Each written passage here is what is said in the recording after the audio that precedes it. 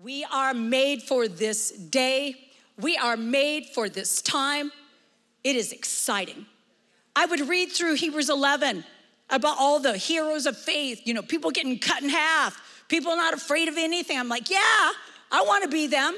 Well, it's easy to want to be them at the end. It's not easy to be them in the middle. And I get it that the little bit of knocking people off track during the pandemic.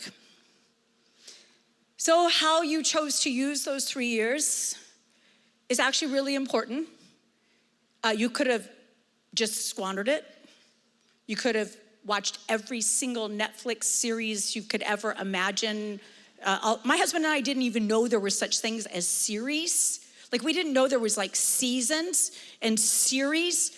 We were like, what? Well, my husband has a little bit of OCD, so I was like, we're watching Monk, and you're getting free.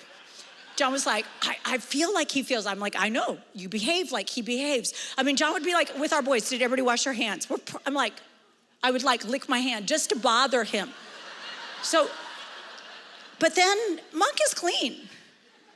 Then we started watching some other things. And maybe first season, it was great.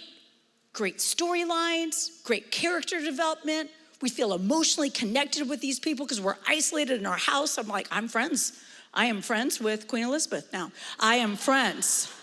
But then season 2 happens and something begins to shift and they slip some stuff in. And that's when you have to say, I'm sorry, Queen Elizabeth. I can't be friends with you anymore. What happens is you will never have authority over the things you choose to be entertained by. I'm not saying you won't go to heaven. Don't say I'm saying you're gonna go to hell because you watched something you shouldn't watch. But I will say you will lose your edge. And I think that this is a time to sharpen our swords, not dull them. This is a time for us to pray in the Spirit. This is a time for us to encourage one another.